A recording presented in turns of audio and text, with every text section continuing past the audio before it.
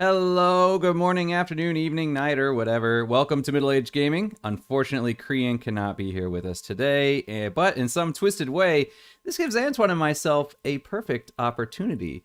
So, Antoine, would you like to tell everybody what they are in store for today? Absolutely. So, as you all know, of course, very recently it was Adam's birthday. And Right. also, it was the release of Horizon Forbidden West. So, this will be our topic for today. And very quick, very first question, Adam. So, we will assume and draw a line in the sand. We are not going to spoil you past the two lives that Adam made. So, right away, before you continue this podcast or this video, go watch Adam's, uh, live shows and come back. Otherwise, you will be spoiled, and that would be a shame. So, first question, Adam, Hmm. up to where you are at the moment, would you recommend Horizon, not Zero Dawn, but Forbidden West? Yeah, I would recommend it. This is kind of funny. When I played the original one, I don't remember there being that many bugs. I will admit, I'll say right off the bat, I have experienced more bugs with this one than I did with the previous one. But I only had one game breaking bug, and I'm saying this right off the beginning because I know people are gonna say, "Oh, you're biased. You love the game." So I'm gonna throw out right up the beginning. It's not perfect. Uh, I did have one, like I said, I did have one kind of. It wasn't entirely game breaking. What it was really weird. I was in an Oseram camp and I wanted to go north. And if I went north, the frame rate dropped to about 11 frames a second. And then if I went south, it went back up to 60 frames a second. So it was just so it's like if At the you north. yeah, it was just really really weird. If I leave the camp and go north, it just got really really choppy. And then but yeah, I don't know. I guess just part of the map hadn't loaded in correctly or something. I don't know what it was. All I had to do was back out to the main menu and then jump back in, and then it was fine. So it was a pretty easy fix there. But yeah, I'm really enjoying it. I'm loving the combat, and I'm really enjoying some of the changes that they've made because in the original game, it felt like a lot of the time there were right answers in terms of what you should be using. For example, you start off with the smaller bow and then you get the bigger bow, the sharp shot bow. And once you get the sharp shot bow, unless you're trying to add elemental damage, there yeah, you should just use it all the time. It took more resources to build ammo for it, but once you get to a certain point in the game, you're getting resources. You're taking down bigger machines, so you're getting resources fast enough that you can just use it all the time. And I do like the fact that they've specialized weapons in this one more. So your basic bow is your basic bow. It's fast. Um, you can use it when you're running around. It's got decent range. Whereas the sharp shot bow, if you're moving, is incredibly inaccurate. It's definitely a sniping bow, and I like the fact that they did that. So I'm definitely swapping around with my weapons a lot more to fit a situation. So I do enjoy that. I'm enjoying the story so far. It's going in some directions that I'm kind of like, what? What's going on? Like so there are definitely it still surprises me a bit. I'm really enjoying the new tribes. So yeah, I'm definitely enjoying it, and I would definitely recommend it. I will say though, if you're going to play this one, you really should go back and play the first one, Yes. because yeah, there are references to the first one, not just the first one, but just references to lore that's very prevalent in the first one that they talk about a lot, events that occur and are very defining for these tribes. And if you haven't played the first one, they'll mention like red raids, and you're like, "What's a red raid?" And that's a big deal. Yeah, exactly. So let's go back to the basic. First of all, I play on PS4. You play on PS5. Yes, I play on PS5. All right. So for me, in terms of bugs, I got a couple, and usually it's clipping. I passed Yes. through a mountain and died. Or much more annoying, on a main quest, you need to pull a crate, under so you can reach the second floor. I can pull the crate, I can put it under the stuff, except that when I climb on it, I clip through the box. which took me a good 20 minutes to find a way around it, and it wasn't how it's supposed to be. But I can't judge based on it for two things. First is because Zero Dawn, I was late to the party. I played it 6 months after it was released, so all the patches was already out. So I had no issues with it. This is a very recent release, and the day one patches, I guess, haven't hit the game yet. So that's why it's buggy. And to prove my point, that's why I never usually buy games on day one, because this is the kind of issues you have, of course. But let's be realistic, it's not Cyberpunk. You can play it and you can have lots of fun. It's Oh, okay, that's absolutely. right. Just sometimes, it's gonna be a bit annoying, but maybe turn off the game, restart, it's gonna work. So Yeah. at this point, it's fine. Um, there's- that's my issue here on this podcast. That there's so many things to say on the game, but we didn't really put a frame around it, so it's going a bit a bit everywhere. So I'm not sure exactly what part of the game to talk about right now, but many things. Bugs, yes, there is some. They will be corrected. Yeah. Stop being annoying. All Yeah, I've right. had a problem Uh, with clipping too. I remember there was one part where I was taking out a bandit camp and there's a drawbridge, and so you have to lower your side, but then you can't get the other side, so you have to shoot out the things, and then their side will drop. And I couldn't step on their side of the drawbridge, even when it was down. I would just clip right through it. And so I was like, I mm, need to reach the other side. How do I do this? And that's one thing that I've liked about this there are bugs, and that shouldn't be there, but there typically is more than one way around a situation, and you can kind of find some interesting ways. So what I ended up having to do was, if I ran to the end of my side of the drawbridge, I could jump and use the glider and reach the other end. mm. So I mean, that was obviously not the way you're intended to do it. And I don't know if you know this, but they have a cool trick that I've used that I don't remember how I found it. It just randomly popped up at the bottom of the screen one time.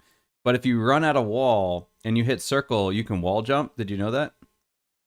Yeah, it was in the tutorial Oh, actually. okay. I don't remember it being in the tutorial, but I remember it being at some other point. But yeah. So if you have like a ladder in a corner and you can't reach it, sometimes you can just run at the wall and wall jump and then reach the ladder, which you're not supposed to do, but you Yeah, can do it.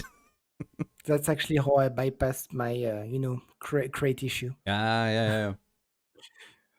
All right, let's put it that way. Let's see. That's what I really was mad at Far Cry 4, is that it didn't really improve on past opuses. Here, Forbidden West take all the good stuff which happened in the first, or the good ideas they had in the first, and really improved on it. I'm shooting my mic now. So, for instance, you play the first, or at least if you're here, I hope that you play the first. What do you find? You find cauldrons. You don't really have bandit camp here. You have rebel camp. It's the same thing. Different apart from the alarm. There's no alarms Yeah, there's no on alarm. That's on true. rebel camp. Um, what else? You have lots of crafting mechanics, of course. You have a glider. A bit like in Breath of the Wild that you didn't have before, and it's very fun the way you acquire the said glider. It's not the original intended purpose, but you know, allow you has a lot of creative ideas. um, what else? You can always. That's very Horizon specific. You still You have all the can. traps. You have the pole casters. You can tie the robots down. Basically, anything you could do combat wise in the first one, you can still do it. But now she has I'm a a few bit. new tricks as well. Yeah, I'm very bad on combat on this game, because, and it's a bit that the issue. If I have an issue with this game, it's just I'm really bad at combat, and can't remember that I was that bad on the first game. So I think it's due to the specialization of weapons. As you said, this time, and it never happened on the first one, I have so many weapons it doesn't fit on my wheel. So it's one weapon for one specific situation, and you have to scan the beast, say, oh, this one is sensitive to fire. Okay, let's reassign my wheel. So I have the bow which take off, tear down the components, a bow which fire arrows, because the original bow is only acid and normal arrows. The second one is acid and fire. The war bows do normal, or you have a war bow specific for shock. Tons and tons of weapon. I'm sorry to say that I preferred it in the first game simply because it was easier. So it's this kind of game which is easy to understand but maybe hard to master. Of course, when you master the wheels, all the weapons and everything, you're unkillable and you are extremely good. And Aloy, in the lore of the game, she's near like a combat god, so it would fit. For me, it's more like okay, let's say you are very good at it, but really? I will Because you say heal by eating herbs. So right now, my Aloy is more like a cow. You finish a fight and she's like, are you okay? Yeah, yeah, just let me chew on my medicinal herbs and I'll be back to you in 5 minutes. I noticed this right off the bat. The machines in this game are far faster and far more agile than they were in the previous game. And I noticed that just because just trying to shoot off like components, like for instance, chargers have the blaze on their back, and just trying to hit that is just way harder than it was in the first game. The first game, they kind of, they'll charge and they'll kind of stop and they'll turn around and then they'll charge again. And they were very machine like, in their movements and the way that they were predictable and stuff like that. In this one, they are much more organic, and they're, like burrowers are just flipping around, and I mean they're jumping around like some kind of rabid weasel, and they're just all over the place, and it's just like, oh my god, it's so hard to hit components in this one. So it is definitely the machines have had an upgrade. They're definitely a lot harder to hit in the right spot this time around. And I think also too, I think we're partially a bit biased because we're remembering Horizon Zero Dawn towards the end, when we were at the top of our game. Here, we're starting off with the basic weapons again. So, we're at the bottom of our game. Because I noticed when I was fighting the Slitherfang in the first part, and I was hitting it, and I was doing like 15 damage, and I'm just like, choo, choo, choo, choo, choo. And it took me so long to fight it. And I was like, oh my god, why is this thing taking so long? And then I realized, for me, it's because I'm playing on very hard. So I don't think the enemy AI is any higher. I think it's just they take more damage, and you take, or no, they're tougher, and you're squishier, and I think that's really the only difference. So yeah, I think it's just in general that they're far more agile. Because I noticed too, like if I was fighting scrappers, or now they have scroungers, which are basically just the same thing. They're almost identical. I don't know why they bothered differentiating. Not just for fun. Yeah, just for fun. But if I'm fighting those, if it's one on one, they close the gap quick, and you're like pew pew pew, and then you're like, oh no, and then I'm dodge rolling constantly trying to get out of the way because they're just like constantly attacking. But if you put like 3 of them on me, it gets real hectic real fast. But and here you will tell me, because honestly, that's been a long time since I finished Zero Dawn. In this one, so you have skill trees, slightly different than before, but still skill trees. And in this one, you can get combos. And Mm. I use my spear far, far more than before, because basically the fight now starts by me in stealth, trying my hardest to hit a component so I can weaken the opponent. And as soon as I did that, I put the bow back because they are on you right away. So you finish the game with a spear. So it's much more right now a story of you're in the tree, you're in the grass, you use your rocks, hop, attract the machine or the rebels next to you, silent strike, clark, and wait, rock, hop. That's the most efficient way to kill stuff, because otherwise, fighting wise, you really need to do secondary quests to have skill points to upgrade your alloy. Yeah. Because at this stage, when you don't have any skills or anything, it's really tough because your bow really don't do much damage. And I would have liked, a little, maybe little explanation of to why when you are playing Forbidden West, you are literally playing right after Zero Dawn. Zero Dawn finish, you're supposed to have a party, Aloy leave, and there's maybe she look for something, or we can spoil that much. She's looking for a backup for 6 months. So there's only 6 months. What happened to the super cool armor that she had and all the weapons and everything from the Hunter Lodge? Because the anthology is coming back Oh, they're still from there. the They're first. opening up. Exactly, from there is still hunting underground from the first one. Yep. So I haven't arrived. Just to mention the fact that after I don't know how many hours of gameplay, but at least 10 or 15, neither Adam or I are in the Forbidden West. We are still in the No Man's Land. Yeah. So it's Horizon Forbidden West, but in a while. You take your time. Yeah. No Because you Man's really Land's got do plenty need to to do. exactly, and you do need to do your secondary quest to get these very, very, very precious skill points.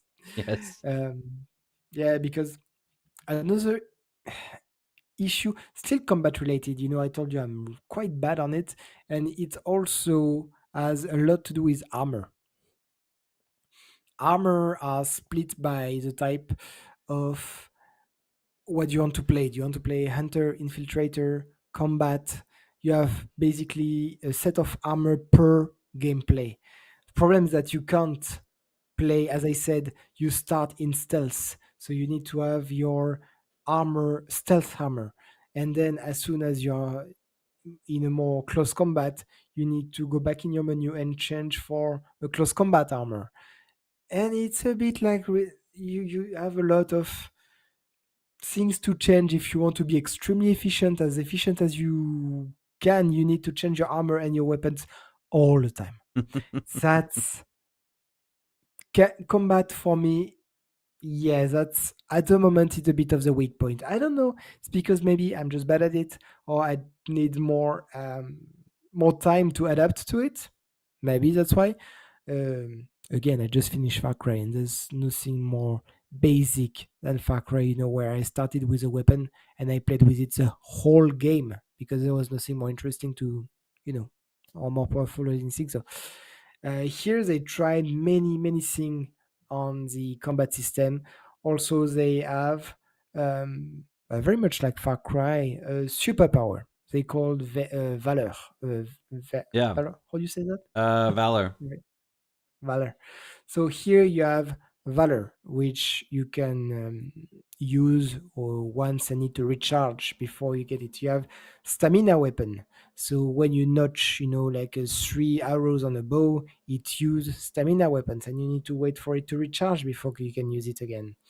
You have weapon stamina. There's a couple of things like this, Yep. and there's many weapon techniques, but you can only use one at a time. You can't use them like this in a row, or maybe if you use a lot of skills, maybe which recharge faster, I guess, later.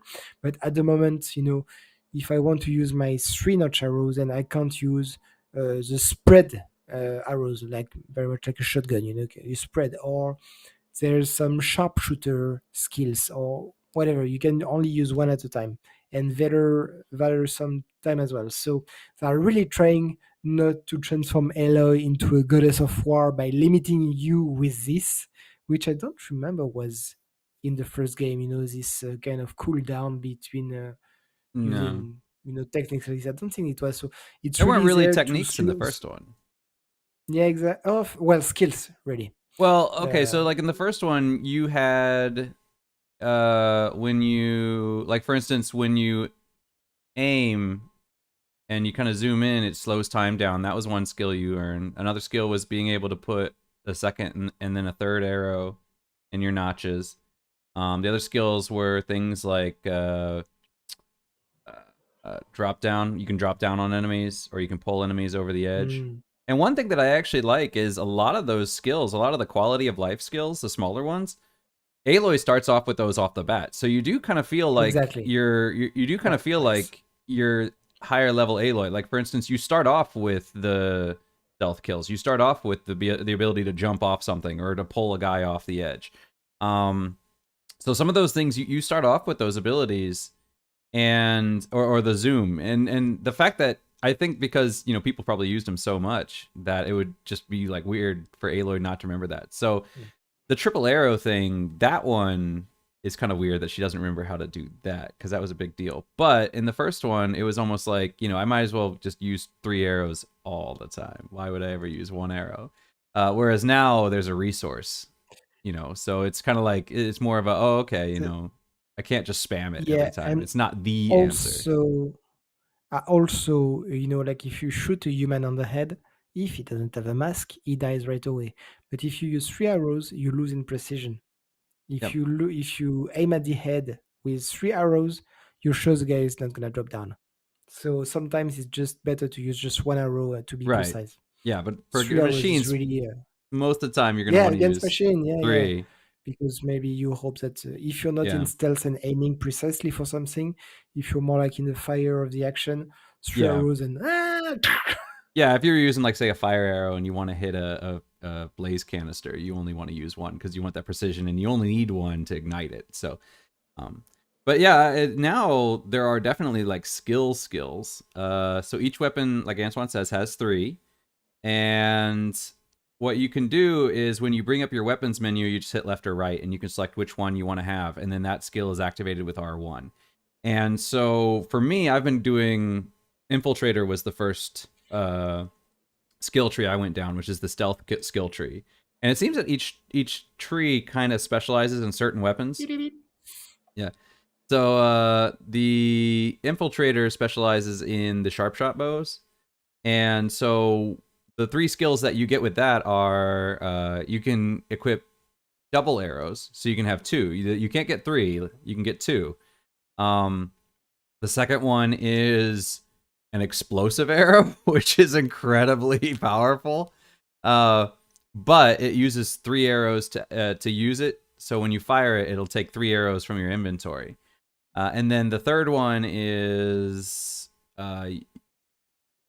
basically your sniping ability, where it does more damage, but it increases your zoom tremendously. And basically, what happens is Aloy gets down on her knees and stabilizes herself so she can get this really long shot off. But the thing about those abilities is you can't use them while you're moving. You have to sit still to use them. But the sharp shot bow is supposed to be your sniping weapon now. You're not supposed to be running around and using that. You're supposed to kind of find a good spot. So I did like that. But yeah, so you have more abilities that are a little more unique. Like with the regular bow, you still have you can equip 3 arrows. The other one is you fire in the air and it rains down arrows, so you fire multiple arrows. And I don't remember what the third ability for that one is. Do you remember? so no, I don't remember, but Okay, I hold on. just wanted to give a little tip to Adam and to you if you are at the stage as Adam. Infiltrator. Do you remember in the first game, Cauldron, how it works? Yeah, yeah, You have this big beast surrounded by a shield, and yeah. you touch a button and it goes down. Infiltrator in this kind of condition is useless, Oh yeah, massively useless. And since completely. I did myself Infiltrator, I put a lot of point in Infiltrator. My first fight in the Cauldron, which is a main quest, so you can't avoid it, was a pain. Massive pain. I have big trouble beating this first cauldron boss because I went full infiltrator, and infiltrator in this kind of situation is like, no, I can't not move. It's a dark soul, I have to roll and and try to breathe. Yes. Yeah, I've noticed that too. I mean, I'm playing on very hard. Uh, so I've noticed Infiltrator is it seems like it's geared more for easier play because a lot of times, especially with stronger enemies, uh, the silent strike does not take them down.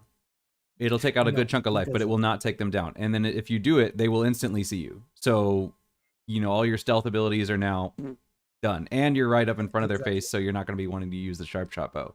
Uh, the other abilities for the sharp shot bow, if you like a lot of them, if you shoot somebody, if somebody else sees it, you're not in stealth anymore.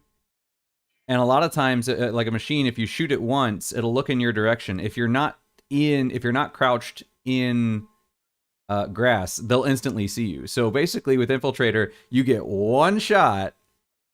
So you That's better it. make it count, and 90% of the time, it's not going to kill them, and it won't even take out half their life. So, so you're not very stealthy. And I was kind of hoping that it would. I was kind of hoping that with Very Hard, they would have made it more that maybe, um, maybe they would have balanced it in such a way that precision shots would have been more valuable. Uh, but it's really not. It's just Yeah, yeah. So I it's I tough. think the I think the issue is that at some point, when you leveled up a lot and you have nearly all the skills, you will be such an unstoppable machine that they need a way to slow you down in your progression. Yeah. And that's because how frustrating it is when you are like, I don't know, 10 meters away from a guard, but he's facing you and he has a mask. So you're crouching, your stealth is 10 meters away. You shoot him right in the face. He's not dead. He had a You mask. hear a plink. And there he sees you and calls all of his friend. And you're like, tactical retreat. Ah! That's another thing I It happens a noticed. lot. That's another thing I noticed was I don't know if this is a bug or if I'm doing it wrong, but a lot of the rebel camps it will specifically say if I take out the leader, maybe the rest will retreat, and I will snipe the leader from outside, and he won't even be aware, So that's the thing is usually you can get Really? away with two shots. Yeah, so usually you can get away with two shots. Because the first shot will alert them to your presence, but they won't know where you are. So you can get a second shot without them knowing where you are.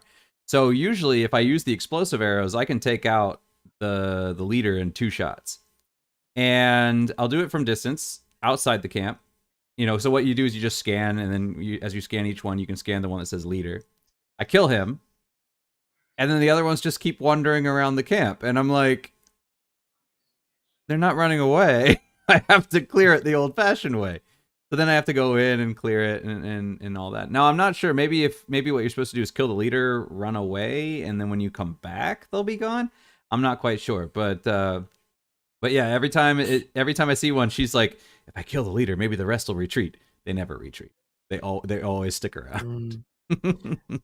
I didn't even knew that. I just kill everyone. That's one thing that I regret a bit from the first is that I really liked in the first game that when you clear a bandit camp, you see, like people of your Yeah, they move tribe in. or whatever move in exactly. And I really like that. Here, you destroy the camp, that's it. It's a ruin. Bye bye. Yeah, it's like everyone's dead. Okay, I can use the campfire. Yeah, exactly. You have no reason to go back there. Yeah. Oh, and in the improvement they made, I don't think there was anything like this in the first one. There's a little chess-like minigame. Oh, You can play that Machine Strike. strike. Yeah, machine strike. Have you been enjoying that? It's very much chess-like, so when I'm really tired, I do like it. I find it fun, but again, it's the same as in combat with Aloy. You need stronger pieces. Yeah. Your base set is really really weak, and even against an easy player it works, but maybe you need 2 or 3 times to beat him. But Yeah. you know you go in the wild and apparently, because I never got some, but you can get some unique pieces in the wild or something. So I don't know, I haven't found any yet. I got a bristleback piece, but I don't remember if it was because I cleared the training at the beginning or something like this. I've gotten Or one piece. The only pieces that I've gotten are from beating the training lady. So all my pieces are that, with the exception of I got the deluxe edition, and that came with a strike piece. So that came with nice. the raptor things from the trailer. So Oh, I got okay. one of those, and it's a little overpowered, but but it's maybe I don't know if it'll remain overpowered throughout the game or if it'll balance out, because a lot of the stuff Because with the deluxe edition, it came with 2 sets of armor. It came with, I think, 2 weapons. And it came with the strike piece. And the armor is good, and the weapons were good, but they're all green. So as soon as you start getting blues, they're not that great anymore. So they really are just supposed to help you out at the beginning. Yeah, but again, armor are so specific to the gameplay you have. Yeah, I never changed I'm my not a armor. big fan of the Yeah, I'm not a big fan of the armor. Right now, basically, the only thing I do is I take the one which has the strongest resistance to melee combat, and that's it. Because, well, because the better the color of your armor, the more skill the armor has. Like you can be more stealthy or more powerful as stealth if you have high levels infiltrator armor, or you can tank more with a big Osram armor or something like this. Again, I'm not really enjoying that part of the game, but don't let this negativity fool you. If I could spend all of my waking hours playing, I would. It's fantastic. It's a fantastic game. And for all the idiots who are bombing reviewing this game, idiots. Really. Of course, there's some issues. Of course, there's some bugs. It will be fixed. Look at the story. Horizon Zero Dawn to me took like 15, 20 hours to really start because you always have two stories in this game. You have the past is the story of the past world of our world basically, and Aloy. And Zero Dawn start with purely Aloy for 15, 20 hours until you climb the very high tower and you discover Pharaoh and Sobek, and you start piecing the pieces together. Here, in this one, they assume you played the first one, even though there's a 2 minute introduction at the beginning to try to tell you what happened in the first one, which is very nice because they didn't have to do that. But if you haven't played, you can start off with these bases, which are very weak bases, but they are bases anyway. And here, from the get go, first mission or anything, everything is tied together. You are with Aloy, she's looking for a Gaia backup, and everything is tied to what happened before the apocalypse and after the apocalypse. And I really, really love it. The story, she grabs you and never, ever let you go. And I was super excited, like a little girl, like, from the beginning. Like seeing the far zenith facilities, when they are showing you the Odyssey, this famous spaceship with which blew up in the atmosphere before he could, not in the atmosphere, but blew up in space before he could go to his destination. And you can see, I think it is there, through your focus, that you can see the little stories between Elizabeth and the people from Far Zenith, trying to deal with each other, because Far Zenith had, or at least the Odyssey had, a copy of the Apollo, which for some reason I thought, but I must be wrong. I thought the Apollo was had a basic version, you know, was in the Odyssey as a basic version and was Yeah, enhanced after for Horizon Zero Dawn. I thought it was like this. yeah. I thought in the Maybe it's a original one they said retcon. that the Odyssey had the alpha version of Apollo. It's what I thought too. So maybe we are both right, and they just retcon this. I don't I know, don't know. or it's just that the log which had this information was wrong, or whatever. They changed the story slightly, but it works anyway. And um, spoiler, no spoiler. You must have seen Adam where he is right now, so you know what happened to Hades. The old bad guy from the first game. I really love the fact that at the end of the first game you see Silence capture Hades, and there's this big trope of course, the big bad guy of number two is gonna be Hades again. He's gonna be revived. It was too obvious. Let's do something else. And I was like, Guerrilla Teams, I love you. Oh, not knowing who the big bad guy is gonna be. Like, this bad guy is so obvious. Let's get rid of it, right? Let's do something much more intelligent. Right. I was like, thank you. That's why I'm thinking that, just for some reason, I didn't extremely like the Frozen Wild DLC of the first game, Oh but yeah. it's must, yes, but again, just to remind people, I live in Canada, in Quebec, and when the Frozen Wild went out, it was the middle of winter here.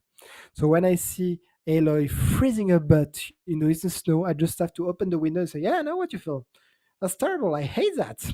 Why would I want to place you? Why would I want you to freeze your butt?" So that play a huge role. The fact that Forbidden West is, at least right now, we're in the No Man's Land, it's more like desert-like, a bit more like the Karja Land, and the Utaru area is much more like forest jungle, or roughly it start to look a bit more green.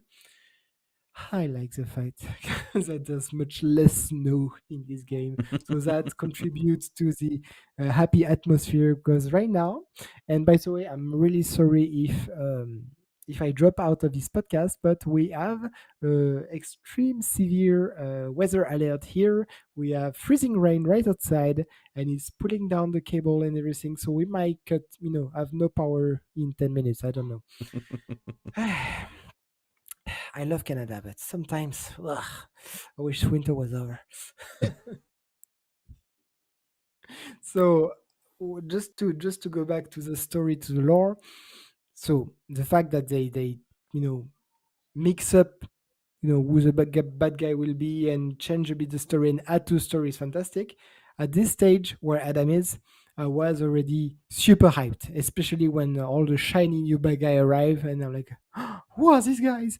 And I thought I would be already, at the top of my hype, maybe 2 or 3 hours after Adam, and maybe 2 or 3 hours after him in the main quest.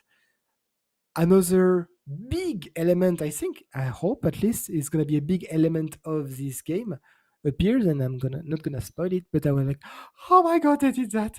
Oh my god, they did this. Oh, I love it. They thought of doing this, and even I didn't thought, and it's an element I really love in game, and I talked about in previous podcast, and I'm not gonna mention what it is, and I didn't really thought of this in this game. And when I saw them do this, I was like, that's actually a very intelligent thing to do. That's fantastic. Let's see how they will use this trope.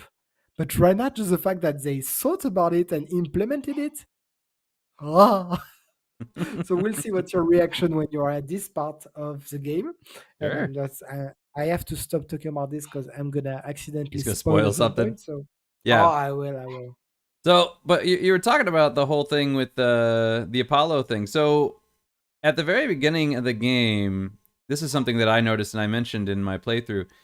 Because the whole thing was they were at the Far Zenith compound and they were going to send, uh, they were going to send the Apollo, but then the Far Zenith people wanted Gaia because they wanted to terraform another planet. But Yes. Elizabeth was against that. So I don't know. I mean, do you think that they're going to be?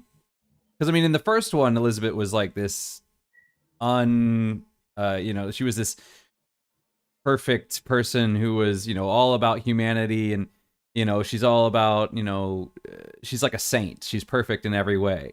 But in this one, right off the bat, it's kind of like, why would you not want to give them the technology to terraform another planet? Like, what did she It's have against it? explained. Oh, okay, that's going to be explained. Exactly. Yeah, and I think it's explained in the compound or where you were with. I don't think it's after, so I'm not gonna think I'm gonna spoil. But there's two things. First of all, the fact that she there's a conversation with an elderly lady. So you know what happened. They try to steal Gaia, and Tate, the Yeah, very fun little hacker, find out and bomb their version, and give them yeah, a big yeah, virus and everything. After this, did you see the scene where there's an elderly lady talk to Elizabeth saying, let's put this behind us, please still give us the Apollo yeah, version. yeah, Did you yeah. see It's that in an part? audio. It's in an audio clip. Yeah, Yeah, exactly. Um, and so even though that she could have not give them anything, she say, yes, for the betterment of humanity or humankind, I'm gonna give you Apollo, but just shut it. I don't want to hear about you ever again. And she seems sad. So there's very likely that she has a connection to the leader of Arzenit, or at least to this lady, and something went wrong. I think it's more like a personal issue because in Yeah. the end she still give Apollo. But I mean, So Apollo is just human knowledge. I mean, Gaia can terraform an entire planet. If you're going to go to another planet, you should be able to terraform it, right? I mean, so of it's kind of like, oh, hey, there's this agreed. technology, and it's not going to affect Earth because we're going to be somewhere completely Yes, else. So this is not going to affect you. And it's like, no, I don't want to give it to you. And it's like, but this could but save at the humanity. It's like, yeah, no, my plan is the only plan that's going to save humanity. If you want to yeah. find it, No, save it no, your own way. yeah, no, no. I really think it's a political issue at this point Oh, okay. because when you see them talking, you clearly see that there's bad blood between them. And I don't know, maybe I think Apollo already was a bargaining chip to get the cryopods, Oh, for the embryos. for yeah, I don't remember the Gaia's subfunction Eulacia or whatever. I don't remember, but where the embryos were stored, the pods they needed it from Zenith. And I don't know if maybe they could have kept Gaia or more subfunction, back as a chip to bargain. And the fact that they tried to steal Gaia broke the deals down. I don't know how it worked, but clearly, Yeah. you are not far it here. They are not here for the betterment of humanity. They are here to Mhm. to save their own asses, and they are not even trying to give their technology to zero down in exchange for Apollo. No, it's a trade, it's a deal. So here there's clearly two powerful lobbies. They are not trying to save humanity. They are really trading and doing politics in the middle of the apocalypse. So here you can see that something is extremely wrong there. Yeah. So maybe that's why Elizabeth, being the saint she is, couldn't like give away such an important thing to such immoral people because they do seem very immoral. They do. They The say right off the bat. They when you go to the in the intro, they have the guy who's kind of the presenter, and he comes out and he's like, "Welcome to Far Zenith," and blah blah blah. And in one of the text logs or data logs or whatever, it says, we told him that we would give him a spot on the Odyssey. Yeah, that's a lie. This guy's worthless. He's not smart. He's not. He's just a good salesperson. He's not going to benefit humanity at all. So we just lied to him, and he's not getting on that ship at all. We're gonna leave him here to yeah, die. it Yeah, is yeah, said that they oversold. It is said they oversold the number of bursts that they had, yeah. the number of space they had. So yes, so we sold that much, spaces on the ship, but there's Yeah, still, once we're gone, what such is anybody gonna do about it, right? Once we're up in the air. let's kill the herd. Yeah, yeah, yeah. So I mean, yeah, no, they were definitely they're definitely corporate. Shady. There's definitely corporate things. Yeah, it just seemed odd to me that you know the reason they were stealing Gaia was because they had asked for it, and Elizabeth said no, and I was like, why would Elizabeth say no? Even if they were shady people, it's kind of like, no, I'd rather only give humanity one chance for survival than two, and that didn't seem very Mm. Elizabeth to me. So for me, it was kind of like, why did she want to limit our chances rather than even if I they were think, shady yeah. people, it's another chance. I think in the best of world, it's what would have happened, but I really think, and I'm really sure that it's gonna be revealed in the rest of the game. Probably But I'm Farzina really, definitely has been yeah, featured quite a bit so far, so I'm like they're obviously important. yes, but that may be just the introduction to tie you to the previous They've had game. a few references leaving later, and a lot of the a lot of the other areas. If you read the text files, they reference it a lot. A lot of the people are working for it, so they're definitely pushing that that they're going to be Mm. revealing a little bit Oh, more there. so yeah, all right. Yeah. Like I think Um, in the Taro places, they have the big satellite dishes, and yeah, yeah, they're the yeah, terrain, and then yeah. in some of the, if you're going around in that area, they're going they mention quite a bit of Far Zenith there. I think that's a Far Zenith facility originally. I think Did I mention the fact that I love the Otaru village, which is all between up in two the air. satellite dishes, and it's a air city in a primitive? I was like, that's so creative. I love it. It's so cool.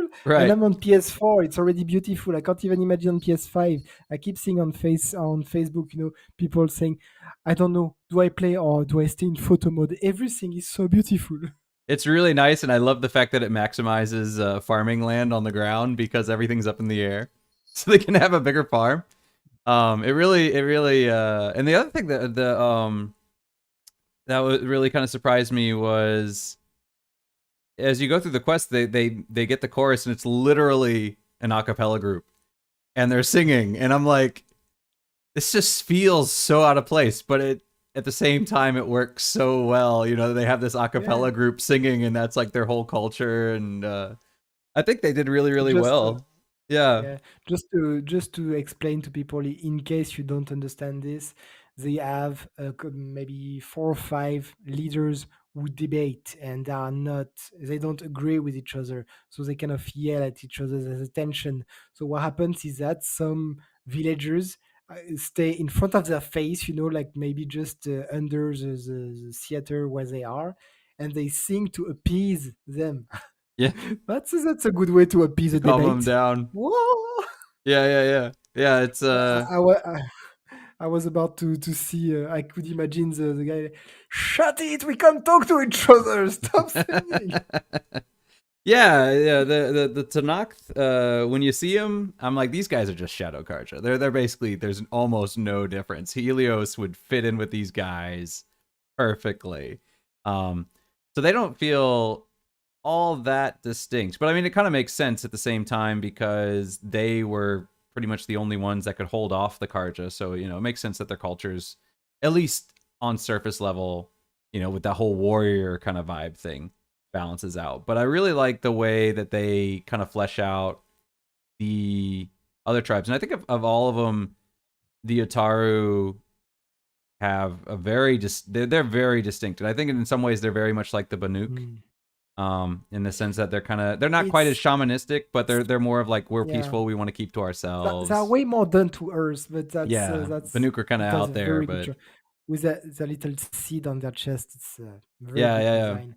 And you talked about the Shadow Karja. Did you already in your life do the quest about the Shadow Karja behind the wall? I did the first one. I haven't gone to their place behind the wall. I've So got the guys I'm in not front of gonna. the wall. So I can't talk about it. Shame. Yeah, I had that I But have that side quest. That's probably the next one I'm gonna do. in that topic, I really enjoy the fact that they tie up loose end from the first game. Like answering what happened to Hades, what happens to the Shadow Karja, for instance. They're gonna be a plot about it, but they really tie up the loose end of the first one so they can flesh out number two. Like Yeah, you play the first one, you may have your question. Let's answer your question. No rush, but it's 10, 15 hours, and we are not in Forbidden West yet. So they're really using this the Daunt and the No Man's Land to answer the question you had, and maybe like you can bury Zero Dawn, let them rest in peace. All the question you had about it, let it in the past. We answered your question, and now with the Utaru, we are slowly trying to ramp up to this new game. I feel it like this. They are ending a cycle to restart a second one even more powerful. yeah, And talking about this, I don't think we even talked about what's Aloy is trying to avoid in this game, because there's no real bad guy. It's the fact that she's trying to find a guy a backup for one thing, that there's something called the Blight, which is some poisonous plant taking over all the vegetation. So nothing grows. This plant, if you stay in it with Aloy, she loses health. So clearly it's poisonous. And this stuff is due to some terraforming malfunction. So she's looking to reboot Gaia to refix the terraforming process. And that's so there's no real bad guy here. She's just trying to fix the system. And I really like this plot as well because it's very easy to understand. And you really understand that, um, you know, time is ticking. You can see it everywhere when you play at the Utaru field. I think yeah. you They got can, the worst of because it. Exactly, Utaru are farmers, and all their fields are red. And if they want food, they have to go at the very edge to the non-infected field, and they have very little to eat. So you can really see what it means for this tribe, and it's really, again, down to earth. It's very easy to understand problem, but is it really easy to fix? Maybe not. So Yeah. And you can Yeah, see the frustration on Aloy's face all the time. yeah, and that was one thing that Hades mentioned was because Aloy mentioned that he had was it ended the world 2 times already, and then Hades comes out and he's like, no, it's been 3. No, no, 3. Yeah, yeah, he's like, no, it's 3. I've done this before, you know. So so yeah, I don't know if it's a remnant of the Hades program or what, but it seems that yeah, like he's trying to. I mean, he's gone now, And but yeah, he said I this is know part of the that answers. process. Oh, he knows the answers. But yeah, yeah. So Yes. there's this part of this process to be able to get the Earth reset. But of course, Hades being independent now, he's like, nope, I just want to end it. I don't want to reset it. You know, like that's not my Exactly. business. Yeah, yeah. Now we have to find the other subroutines, and so we're gonna find Minerva.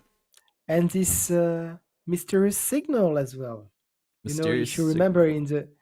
in the first game, if you Oh, recall, right, right. The one every that made it yeah, Hades self-aware in the first place. Yeah. exactly, yes. Because it was never answered in first game. You know why the very well functioning Gaia system all of a sudden receive a signal and the subfunction becomes self-aware. And Gaia even have to blow up herself to avoid Hades destroying the world and wake up Eloy because that's why Eloy is there is because of this signal as well. So it's also answered here. They have some very good script writers. Yeah. Yeah, I'm enjoying the story for people that, and this is one thing that I've seen in a lot of the reviews is people are like, "Oh, this game is so woke," and I'm like, I don't see it. I don't see where you're getting that No, from. It's just a basic story. I mean, it's yeah, it doesn't seem to well have made any sort of story. political agenda or anything like that. You know, it's just, I mean, you have a female protagonist, sure, but Lara Croft is. yeah, Laura Croft is a female protagonist, and yeah, I mean, Aloy, and then this is one of the things, like Aloy can be quite abrasive sometimes, and yeah, she's oh she could That's just how definitely she is. yeah, that's just how she That's just how is, right? she is. Yeah, Exactly. I mean, exactly. you see the other female characters, you know, they're not all the same. You see, you know, that's just Aloy's personality. That's how she is. So, And also because she has been an outcast all her life, oh yeah, at the beginning. Also because she has quite literally the weight of the world on her shoulder. She doesn't have much time. So when someone is saying, "Can we do that?" No, we do this my way, or I go through you. You choose. yeah, It's not being abrasive; it's being functional yeah, yeah. That's one thing that I've kind and of felt practical. with the like all the time. She right at the beginning, you know, Varl comes up to you in the intro, and then you know you he mentions you ran off, and then as soon as you know that intro's done, she runs off again, and then you know she Of meets Aaron, course, and she runs off, and at one point she gets wounded, and somebody's like, oh, you know, um, she needs rest, and Varl's like, I'm gonna stay here with her to watch her, and they're like, "Oh, I didn't realize you guys had that kind of relationship." And he's like, "No, she has a habit of running away. That's the only reason I'm staying here is because she has a really bad habit of running off." Um, and yeah, it's not a girl power thing at all. It's you can entirely tell it's Aloy, and she's just taken on this whole thing on herself, and she just really yeah, she just kind of doesn't. It's not even that she doesn't trust other people. It's just that she just you. has this It's very. yeah, it's a very personal thing It's, for it's her. Yeah, but it's very easy to see as well in the first area with Val because she can't be bothered to explain everything. She give him a focus, and he has to discover everything that she has known for all her life. Like so, this is yeah okay. Gaia now she's not a spirit. She's not a goddess. She's an AI. I don't want to explain this to you. Just find it yourself. I don't care. I don't have time for this shit. I Yeah. have a mission. If you can't keep up with me, I'm gone. And literally, you guys can't keep up with me because you are living in a primitive world with tribes and everything. How could you keep up with me? It's not like I don't like you. It's just I don't have time for that. So I'm gone. Yeah. That it's really much more like this for me.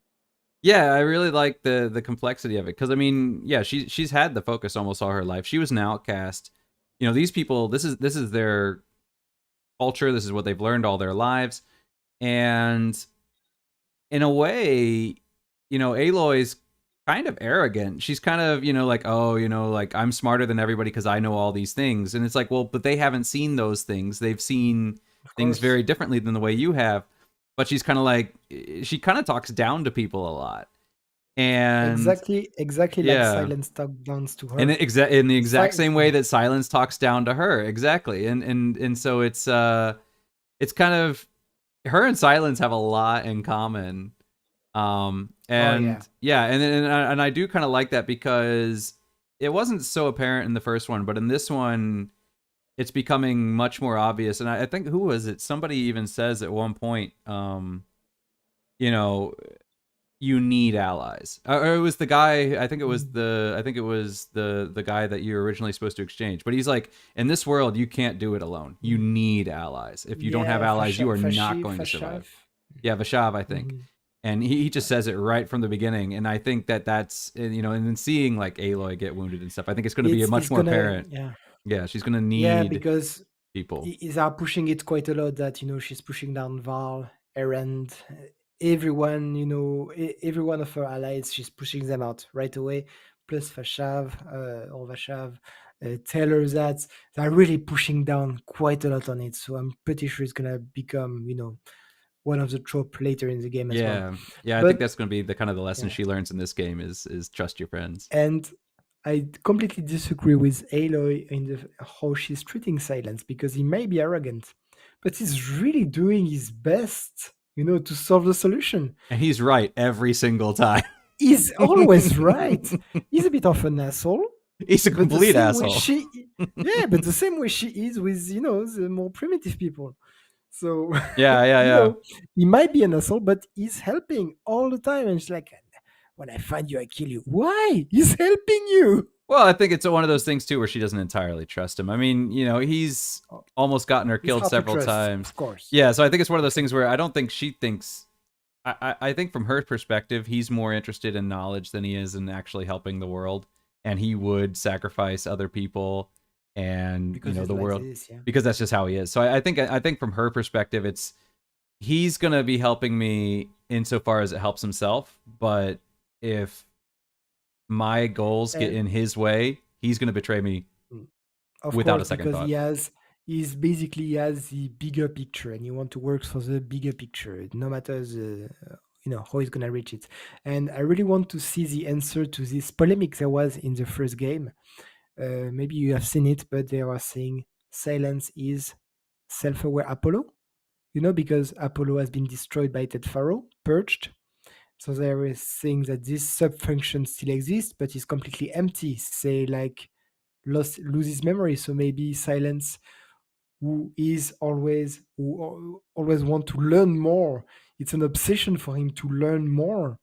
Could he be maybe a self-aware organic version of Apollo? That was one of the big controversy or big question that people talk about a lot in forums after Zero Dawn. And they're like, that's fun because he has some blue kind of robotic Right, tube. but I mean So that's a saying, Banuk could he be an thing. android? Yes, exactly. For me, it's just a human being and all, but I really like this. Usually, I don't really like this, complotist theory and all. But I saw that.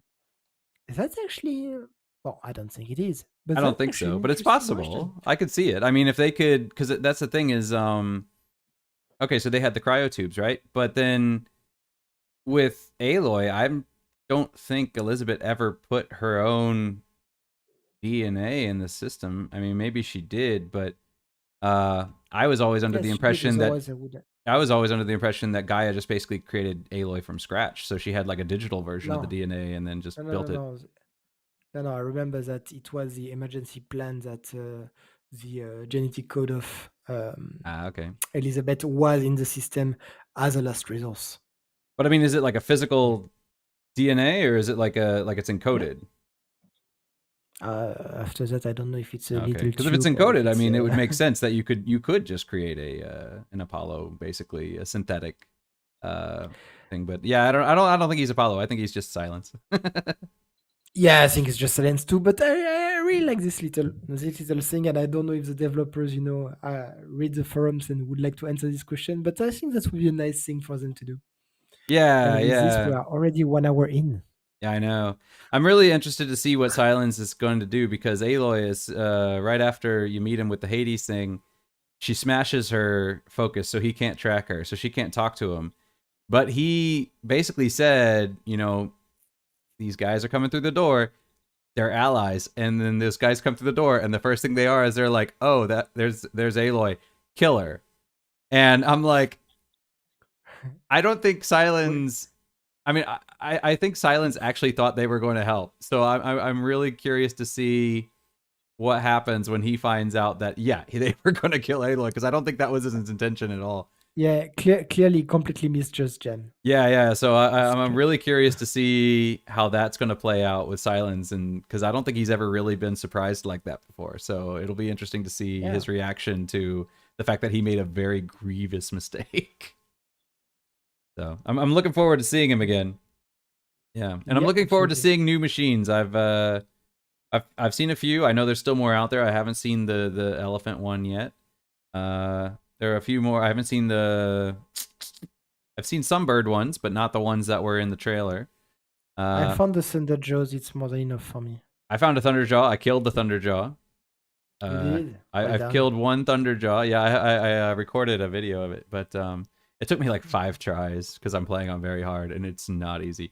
Oh, that's one thing that I didn't want to mention. I do like about this game is that when you scan them now, you can actually like go to like as you're scanning True. them, you can see like the different components and stuff. You can just like go through and it'll highlight certain things. And in the old game, it was always just kill the enemy, harvest the body, and that was it. And this one, most of them, so far every single one I've seen, but I don't know if that's always going to be the case. But they have at least one part of the body that is a component that is an upgrade component, and it will explicitly tell you this is for upgrades. And so you have to break that part off. You can't just harvest it from the body anymore. And I think that adds a lot more strategy to a lot of these fights because it'll tell you like this component, if you take it off, that'll disable an attack. This component is an upgrade component. So like with the Thunderjaw, it's the tail. So I when I killed the Thunderjaw, I was like, I have to take off the tail so I can collect it. So now I have one Thunderjaw tail.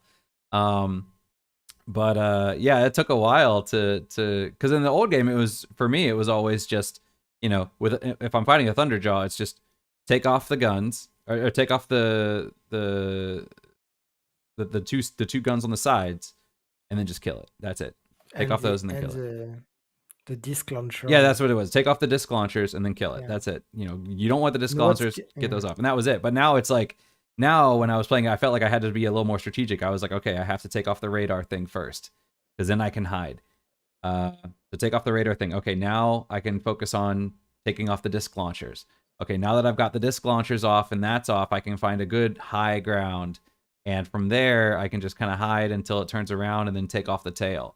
And so I felt like there's a lot more strategy in that sense. Or like with chargers, it's like aim for the horns because you can collect and pick up the horns. And so I Yeah. do like that. But there is one bug that I noticed in that in some cases things will drop and you'll see them and then you'll turn around and then you turn back and it's gone. Um, And it's like, no, I spent so hard trying to harvest that one part and now I can't pick it up. So that is a irritating.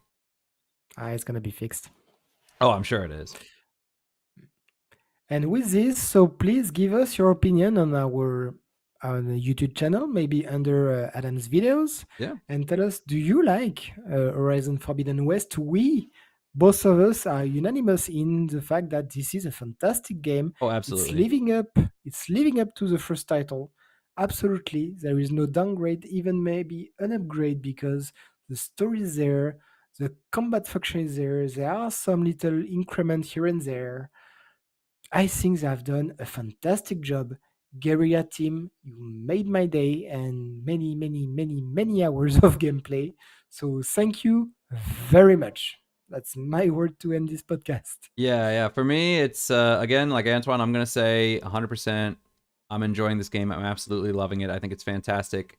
The only thing I would say is if you're playing this game, great. It's a lot of fun. If you are playing something else, currently, I would say finish that first. Just because there are a few bugs, and I'm sure they're gonna be patched out pretty quick. So just finish whatever you're playing right now. And by the time you come around to this, I think most of those bugs will be handled. So yeah, but definitely pick it up. And if you have not played the first one, definitely play the Do first it. one. That'll Yes. buy you some time for them to patch some things up, and you'll appreciate this one so much more. Especially a lot of the returning faces that you're just gonna be like, who is this person? But you're gonna appreciate it so much when you see a familiar face, and you're like, oh, I'm so happy to see Yay. you. Yeah.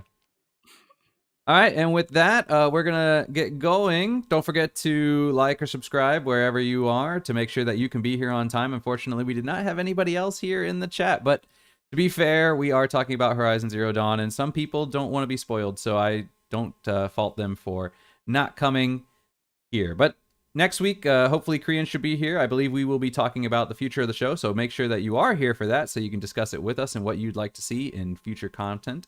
And with that, I believe that's the end of the show. Yeah. All right. All right. So good night, everybody. See you Or later. good day. See ya. Bye bye. Bye bye.